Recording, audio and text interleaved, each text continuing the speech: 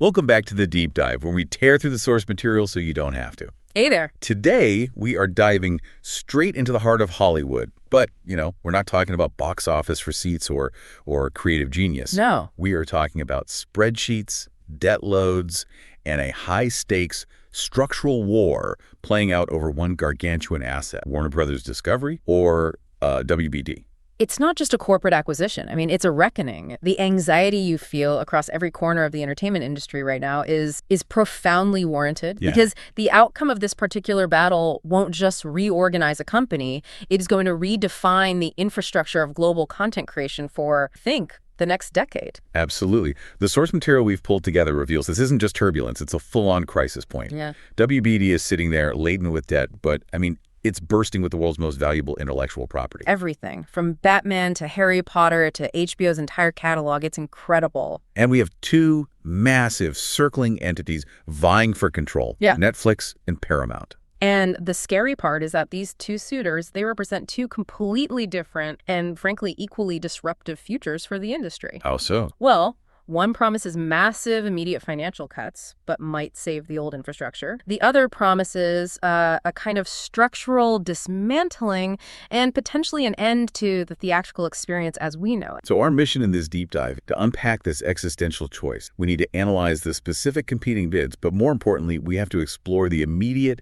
and profound fallout this consolidation is already causing for Hollywood unions. The writers, the actors, the crew. Everyone. And then we have to address the sensitive political implications this has for a major news outlet like CNN. The sources are absolutely ringing with alarm bells from the WGA, from the Teamsters, and political insiders. Okay, let's unpack this. What's so fascinating here is how this acquisition battle isn't solely about adding popular IP to a streaming library. That's certainly a major driver. It's fundamentally about signaling a massive, inescapable shift in how content is produced, how it's distributed, and maybe most painfully, how it is financed. It is a battle for the very infrastructure of entertainment itself. All right, so let's start with the central piece of the puzzle. Yeah. The pride. WBD is this massive entity holding everything from the physical, the storied Burbank film lot to HBO to the DC Cinematic Universe. It's a crown jewel. It's a crown jewel, but it's a jewel weighed down by some serious debt, which is what makes it vulnerable in the first place. Precise. WBD needs a solution,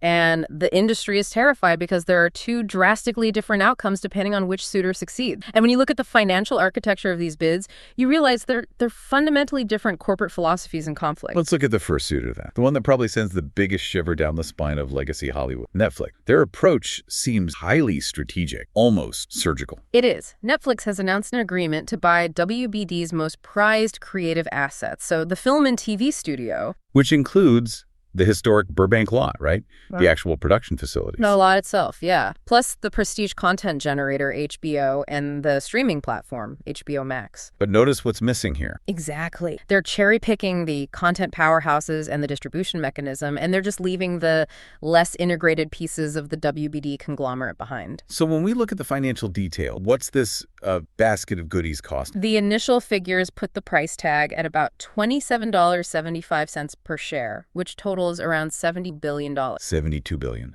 Which is an enormous sum, but the crucial point, and this is where the operational pain starts, is that Netflix is also agreeing to take on over $10 billion of WBD's existing debt. Wow. That's a massive new burden that has to be serviced. And the only way to service that debt and justify the acquisition is through immediate cuts. So how much painful cutting is Netflix projecting right out of They're projecting somewhere between $2 billion to $3 billion in cost cuts from this specific. Okay, so $3 billion sounds huge. It is huge, but in the context of a $72 billion acquisition plus $10 billion in debt, it's actually a smaller percentage of cuts than the alternative bid. But because they're only buying the content engine, the film, TV, HBO part, those cuts are concentrated right where the creatives and tech work. That concentration of cuts is key. That's a really good point.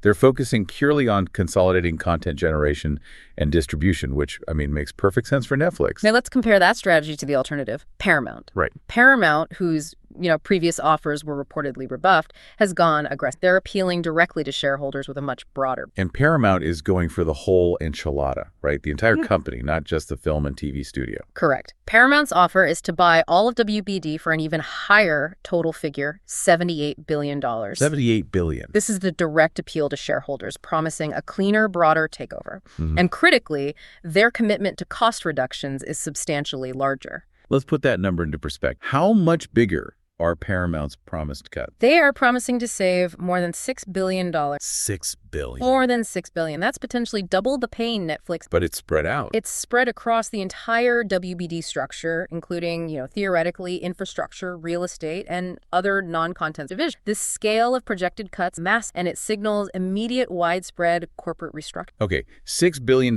in cuts guarantees upheaval, no matter how you slice. But Paramount seems to be trying to appeal to legacy Hollywood's sense of preservation, which is something Netflix conspicuously ignores. Oh, completely. What commitment did Paramount offer to the traditional film? They made a very specific, very deliberate production commitment, releasing at least 30 movies. 30. That's a lot. It is. This is the olive branch to traditional Hollywood. It's a direct appeal to the infrastructure that relies on theatrical distribution. The distributors, the theaters, the marketing firm, and the thousands of people required to make and launch films in the traditional, non-streaming first. This brings us to the core analysis, the difference in philosophy. Paramount is being positioned as the best bet for the Hollywood status quo, for the system that existed, 5 years ago? It is, relatively speaking. Paramount is viewed as a legacy media company trying to survive by consolidating power. They would allow Hollywood to continue more or less as is, particularly when it comes to maintaining the theatrical. Right. And while they're still very efficiency-driven, their corporate DNA still values the box office cycle, the traditional marketing spend, and, the prestige that comes with a global theatrical window. Netflix, however, is being painted as the destroyer of that entire infrastructure. This acquisition isn't about maintaining tradition. It's about pure intellectual property acquisition to feed the streaming beast. The fear is profound, and the source is absolutely valid. If Netflix is successful, industry insiders worry they will minimize, if not fully eliminate, the importance of the theatrical exhibition. Their priority is just acquiring IP. Purely. Getting those DC characters, the Harry Potter universe, and instantly leveraging them for streaming retention. They prioritize profit and subscriber numbers above all else. The source material states it bluntly that Netflix doesn't really care about the theatrical model. Because their entire global business is built on monthly streaming retention, not the one-time ticket sale. Exactly. It's an interesting contrast, isn't it? Paramount wants a $78 billion media empire that still behaves like a media empire. And Netflix wants a $72 billion IP factory that serves only its streaming platform. And this lack of interest in the traditional Hollywood structure seems to extend beyond just the theaters and into adjacent assets that WBD currently controls, specifically their gaming division. That's a really telling detail. What does the source say about Netflix's interest in Warner Brothers games? It suggests that Netflix may not really know what to do with properties like Warner Brothers games. And think about that for a sec. This division includes massively successful franchise, including the possibility of a Hogwarts Legacy 2. A huge moneymaker. A huge money. So if Netflix doesn't see value in the gaming division, which often serves as this massive, diversified revenue stream and a crucial incubator for cinematic IP, it just reinforces the idea that their focus is strictly on acquiring film and television production capacity to bolster their core streaming. They only want what immediately feeds the subscriber retention engine. So we have a terrible choice for the industry workforce. On one side, you've got Paramount,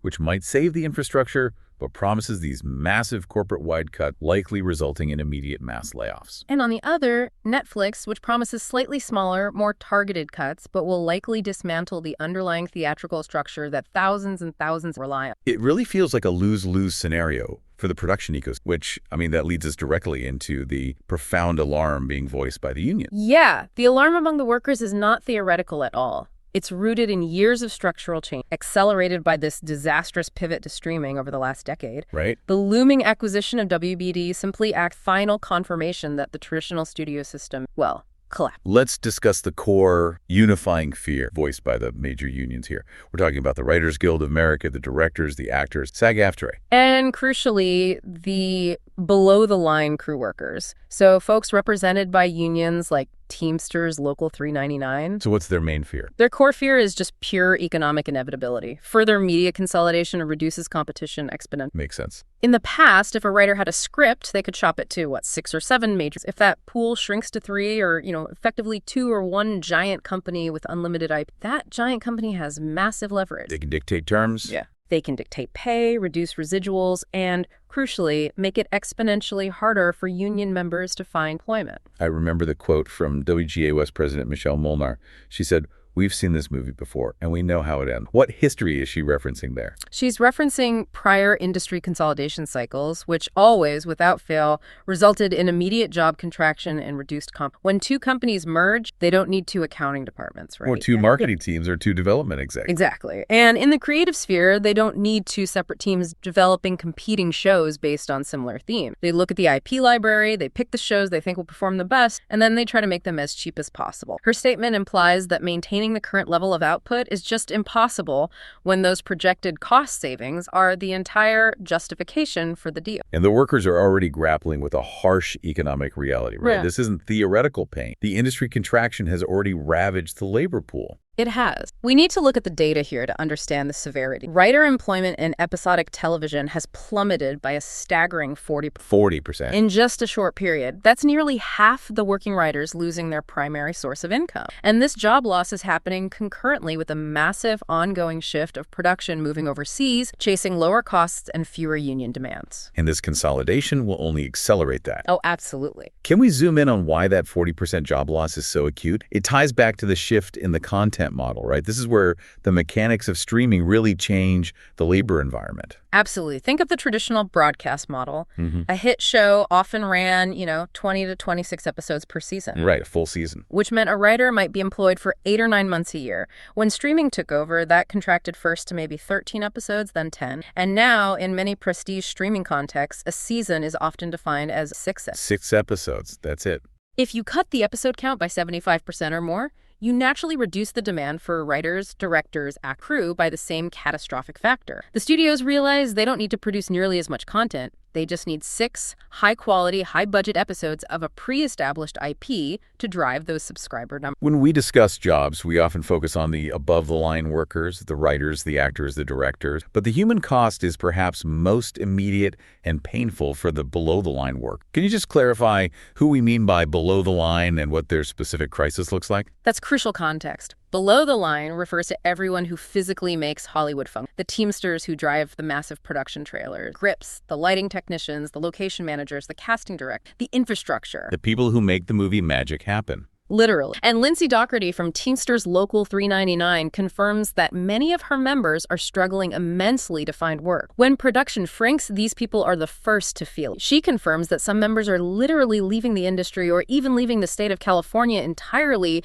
because the sporadic work just cannot sustain their cost of living anymore. This signals an exodus of highly skilled labor. So this is where the conversation gets truly controversial. There's an argument circulating among some insiders that the recent double strike, the WGA and SAG-AFTRA strikes, may have actually acted as a kill shot for the union's traditional leverage. That is the hard truth being discussed in the sources. The studios, faced with the existential threat of completely halted production, used that downtime strategically. How so? They realized they were spending way too much money, and the strike gave them the justification, or the mandate, as some call it, to accelerate long-planned, painful changes and to consolidate their leverage against future labor demands. And that leverage was shored up during the strikes in, 2 key technological and operational forms. The first was accelerating the adoption and capability of AI. Studios invested heavily in shoring up their AI capabilities to replace or significantly reduce the need for certain types of labor, particularly in areas like voice work, initial script drafting, and background. And the second leverage point. The commitment to outsourcing production. The studios now have an ace in the hole with AI and the expanded ability to outsource production internationally. This allows them to shift dramatically away from expensive, scripted, union-bound shows and push back aggressively against high. So the unions fought for better terms, and the unintended consequence was that the studios used the pause to find structural ways to need the unions less. Exactly. It completely inverted the balance of power. The strike was supposed to demonstrate how vital labor was. Instead, the studios proved prove they could survive a long period without it, and it strengthened their resolve to cut costs and find alternatives. Sensing this massive shift in leverage and this rapid contraction of the market, the unions are attempting to adapt to this terrifying new labor landscape. What's their strategy for survival? They are trying to cast a desperate, wider net. The source material notes that unions are now trying to rope in YouTubers, podcasters, and TikTokers. The very people they previously looked down on. As riffraff, yeah, or outside the legitimate Hollywood establishment. Why? Because that's where the high-volume content is being now, and those creators are entirely ununionized. So if the unions don't absorb this new content economy, they become irrelevant. It highlights a frantic need to widen their membership base to maintain financial and political relevance. And what is the studio's likely countermove to this widening of the union net? I've heard talk about the contractor model, particularly driven by a company like Netflix. This is the existential threat to the union structure. The belief is that studios, especially post-act, will increasingly seek to deal with talent directly as contractors on short-term, project-by-project basis, completely bypassing the union structure and its collective bargaining. And we're already seeing this happen. We're already seeing tactical moves that suggest the source points to the controversy around a Netflix Transformer, where the show recasted many voices potentially to sidestep the union obligations associated using traditional union talent. It's an efficient way to cut labor costs and maximize control over intellectual property. Exactly. So the union's efforts to adapt by going wider are met by the studio's ability to go narrower, dealing with individuals directly outside the established union umbrella. But when it comes to the merger itself, this multi-billion-dollar decision, what is the union's actual power? Do they have a vote? No, they absolutely do not. The source is very clear on it. Unions do not have a seat at the ultimate decision-making table for a multi-billion-dollar acquisition. This is a shareholder decision, subject only to regulatory review from the government. So if they can't stop the deal, what's the goal of all this public pushback and the voicing of alarm? The goal is influence through public pressure. David Smith, a professor of economics, suggests the union's primary involvement will be creating awareness of potential antitrust challenges to generate more regulatory scrutiny. So they're trying to get the government involved. They're trying to raise enough public and political noise that government regulators, specifically the Federal Trade Commission or the Justice Department, feel compelled to take a harder look at the deal's monopoly and potentially slowing or even blocking the deal entirely. Their power is purely in public relations and lobbying for regulatory interference. So we've established that the acquisition is a threat to jobs. But for many listeners, I think the fate of the local movie theater is a more tangible worry. We need to dedicate some time to this core fear that a successful Netflix bid for WBD TV and film could be existential for the theatrical exhibition model. And let's be honest, it has been struggling mightily to recover since 2020. Oh, absolutely. The theatrical model is on life support. It's sustained largely by a few major blockbusters a year, many of which come from WBD's portfolio DC, Harry Potter. For decades, the ritual of going to the cinema provided the backbone of the film economy. You had a structured release window, massive marketing spend, shared cultural moments. A successful Netflix acquisition threatens to dismantle that entire infrastructure because Netflix's business priorities are fundamentally opposed to the theater business. Where are they fundamentally opposed? What drives Netflix, according to the sources, if it's not the big screen experience? It is pure metric-driven consumer behavior. They're viewed as only caring about retention and increasing the time you spend streaming their platform. The source material paints a very bleak picture of quality control driven by this metric, suggesting Netflix will produce content from what is called a bot farm. A bot farm. Or deliver the worst possible crap as long as their subscriber numbers remain high and their churn stays low. Critical acclaim, cinematic quality, and the art of theatrical presentation are all secondary to the metric of consumption. They just need you to stay subscribed, not buy a ticket once every 3 months. That's it.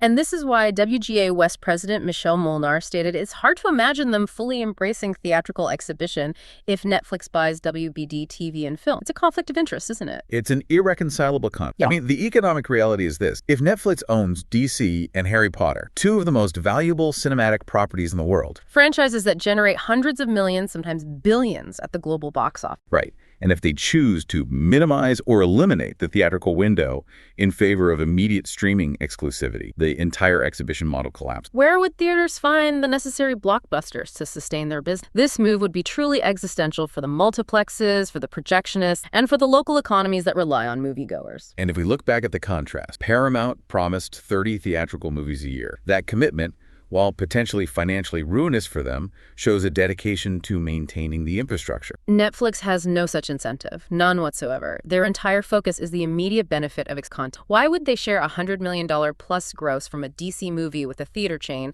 when that movie, released immediately on their platform, might retain 5 million subscribers for another 3 months? Justifying a higher stock valuation. The math favors streaming exclusivity every single time, which is why Hollywood fears them so. Given this inevitable loss of leverage, the unions are demanding concrete written guarantees, job guarantees, and specifically commitments to keep filming in Los Angeles, which is arguably the most expensive place on earth to film. They are making reasonable, albeit desperate, demands. They are trying to save jobs tied to a location with a high cost of living and high union penetration. But the industry consensus, and the sources are very firm on this, is that studios, regardless of whether Netflix or Paramount wins, will not make, or at least will not keep, these commitments. why is that consensus so firm? Is it just cynicism, or is it based on the pure financial mandate of these massive acquisitions? It's based on the financial mandate. The entire point of consolidation and cost-cutting is to maximize efficiency. To achieve $6 billion in savings, you can't afford to operate in the most expensive jurisdictions. Studios will hire as few people as possible. And then there's outsourcing. Furthermore, outsourcing production to other countries or states, often called runaway production, is a massive cost-saving measure because it allows them to avoid the high cost of living associated with California wages and, crucially, allows them to bypass or minimize the high costs associated with strict unions. So we circle back to the awful choice presented to the end. If Paramount, the seemingly friendlier option, win, the $6 billion in guaranteed cuts means a massive amount of infrastructure and labor will be shed immediately. But if Netflix win, the industry might survive as a streaming fact, but the art form of theatrical film, as we know it, the big event, the shared experience, could cease to exist. It's a choice between an immediate financial crisis for thousands and a fundamental identity crisis for the entire. And that, unfortunately, is often the nature of end-stage capitalism in entertainment. Survival means optimizing content for the lowest common denominator of efficiency, not for maximizing cultural or art. So this merger discussion suddenly catapults from Hollywood economics to national politics with the acquisition of a singular, highly sensitive asset, CNN. Right. This is where the Paramount bid becomes significantly more fraught because WBD owns CNN, and that network is a prime target for political scrutiny. Absolutely. And we must maintain an impartial tone here, but the sources make it crystal clear that the sensitive political aspect of the Paramount bid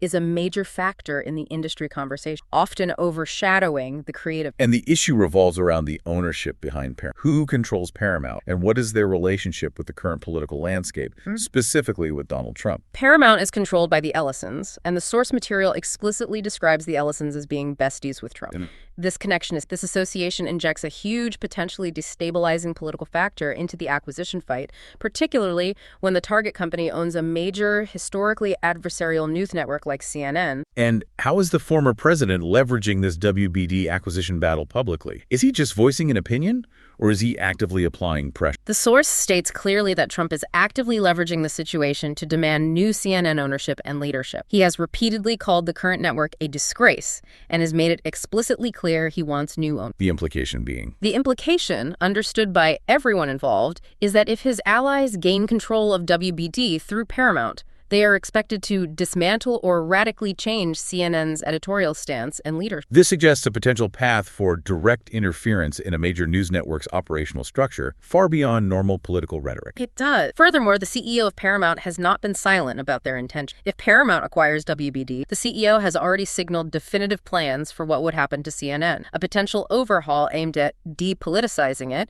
which would include merging it with CBS News, another Paramount-owned news division. Merging two massive high-profile news operations like CNN and CBS News is an enormous restructuring on its own. It is. But the proposed leadership is what truly shocked industry insight, because it suggests a complete ideological pivot. That's right. The source mentions the potential for Barry Weiss in charge. For our listeners who may not follow media commentary closely, Weiss is known primarily as a former New York Times editor who became a high-profile cultural commentator, essayist, blogger, known for taking strong stances against what she perceives as cultural and media group. So placing someone from that background, rather than a traditional broadcast news executive in charge of a major broadcast news organization like CNN. A massive strategic and ideological shift away from traditional network journalism norms. And this immediately brings us to the core worry raised by industry insiders and, notably, the WGA concerns over journalistic independence and censorship. The Writers Guild, in particular, has been very vocal about its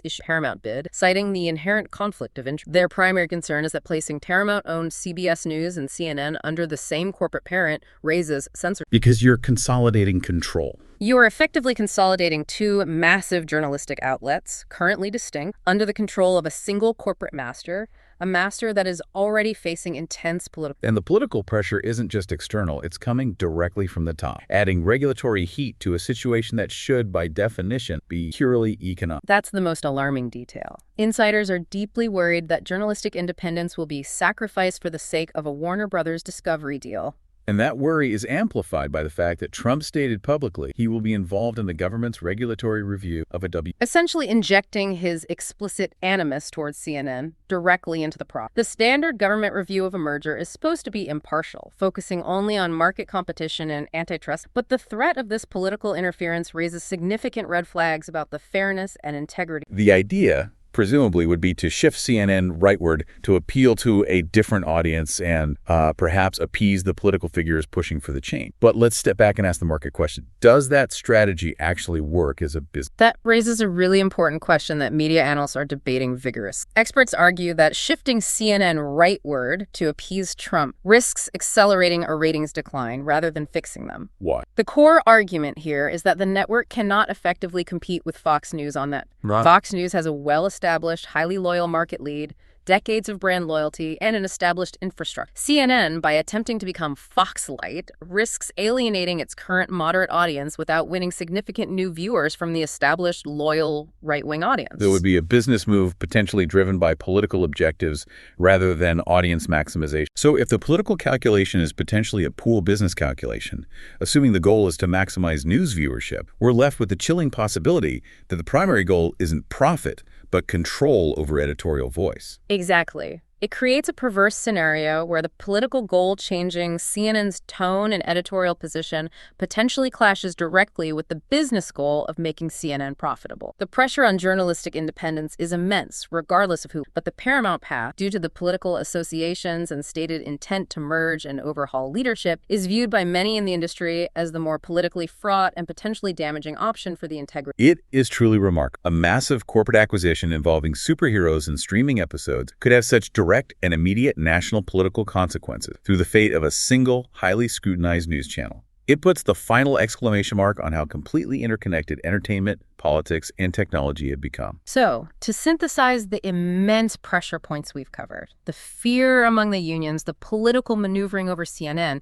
the existential threat to theatrical distribution, this entire consolidation battle points toward what the sources describe as the end game or end stage capitalism in the entertainment sector. That's a strong and provocative term, end stage cap. What does that mean in the practical context of Hollywood and content? It means that the infrastructure of entertainment, which was historically fragmented among multiple competing studios, the majors of old Hollywood, is now rapidly centralized. This is the final stage where all major entertainment production is going to be controlled by a handful of multi-cajillion-dollar companies. And crucially, those companies are primarily tech giants, not legacy media houses. So Hollywood is not just partnering with Silicon Valley anymore, it is being absorbed by it. It is being absorbed by it. And the structural collapse of the Hollywood unions is tied directly and inextricably to that centralization of media power. When these massive, technologically driven companies take over, there is less incentive and less infrastructure for non-affiliated independent production. Their priority is optimizing their own platform, maximizing the use of their own IP library, and achieving ruthless cost efficiency. Which makes it incredibly difficult for independent producers, showrunners, or aspiring artists who relied on the traditional studio system, which relied on a shared, fragmented marketplace, to gain traction. And if the studios only want to cut deals with talent directly as contract, the union structure, which was built on collective bargaining within that fragment, becomes obsolete. This absorption by tech raises the ultimate question about the future of creativity. Are we simply moving toward a monoculture of content dictated by algorithms? The consolidation incentivizes low-risk, recognizable content. I mean, if you spend $72 billion acquiring IP, you are incentivized to use that IP immediately and efficiently, often resulting in sequels, reboots, and known commodities. A 6-episode season of Batman-adjacent content. Exactly. High-risk, original ideas that build the next generation of IP become far less attractive investments for a corporation dedicated to servicing massive debt. And if you needed one final piece of evidence that this shift is global, structural, and ongoing, the sources mention one last piece of industry gossip that just underlines the tech takeover. The final massive rumor circulating is the possibility that Disney might be sold to Apple. Wow. If this were to happen, Disney, the ultimate legacy media power, it would be the ultimate consolidation, confirming that the largest legacy media empires are indeed being absorbed by the tech. This leaves only a handful of enormous global players controlling almost all major content worldwide. So what does this all mean? It means we are watching the final act of legacy Hollywood, being rewritten not by a screenwriter, but by a finance team armed with spreadsheets and AI. The system that governed creative production and employment for a century is dissolving before our eyes. And that leaves us with a truly provocative thought for you, the list to mull over. If these giant consolidated media companies, driven purely by subscriber counts and maximize profit, are able to entirely bypass traditional labor structures and minimize artistic risk by relying heavily on vast, recognized IP library, how does the definition of high art or quality content change? Will a standard 6 episodes derived directly from an existing IP library become the new, necessary standard for content? And perhaps most importantly for the future of culture, if the path to production now only runs through a handful of centralized, risk-averse, multi-cajillion-dollar platforms, will the next truly great creative voice, the next auteur, the next groundbreaking writer be able to break through, or will it be impossible for them to gain traction without first signing on as a direct, non-union contract? The future of creativity, quality, and labor